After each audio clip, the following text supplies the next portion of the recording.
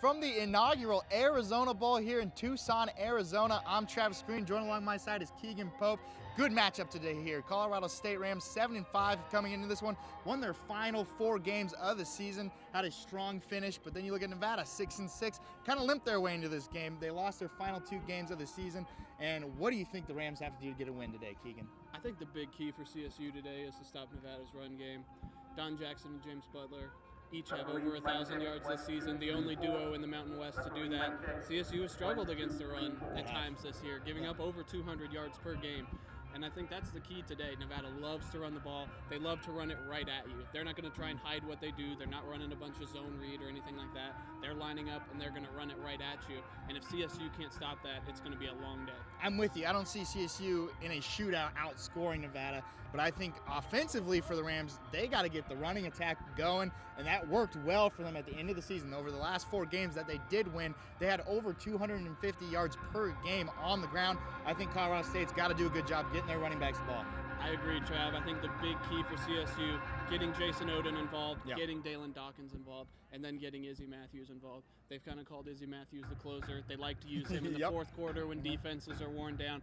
But all those guys are probably going to get some carries today, and they have to be effective. They have to take pressure off Nick Stevens, which is what they've done at the latter part of this season. Mike Bobo made an effort to take the ball out of Nick's hands a little bit and put it in his running back's hands, and they've had success. As you said, over 250 yards a game, 4 wins in 4 games. And I think that stretch continues today. And those running backs were a little banged up to finish the year. Long break here heading into this Arizona Bowl. I think they'll have some fresh legs coming in. Another thing we got to talk about, Rashard Hollywood Higgins, obviously an offensive weapon. Are the Rams going to try their best to get him the ball today, or are they going to use more of the rushing attack? I would say they're going to try and get him the ball. I think you have to get a guy like that the ball. Possibly his final game here today if he decides to leave for the NFL.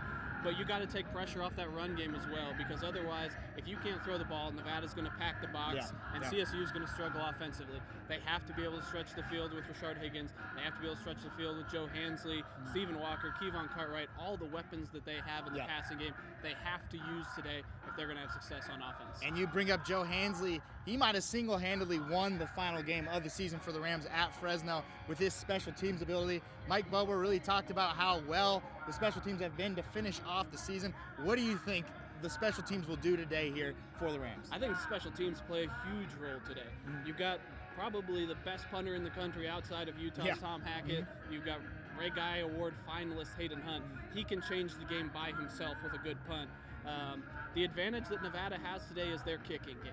Brent Zuzo, their kicker, 2nd team All-Mountain West this year, 14 of 16 on his field goals, and that's an area where CSU has really been inconsistent. They were struggled at the beginning of the year, then Wyatt Bryan, I believe, made 7 in a row at one point, then he struggled the last couple weeks, and that's an area where in close games, like what we expect this to be, CSU has to have something out of that kicking game. In the return game, they're missing Deontay Gaines, which is a big loss. A guy that really has kind of burst onto the scene as a returner this year. Hasn't broken any big returns, but he's been that close, and he's always a guy that can get CSU in good field position. But they have capable backups.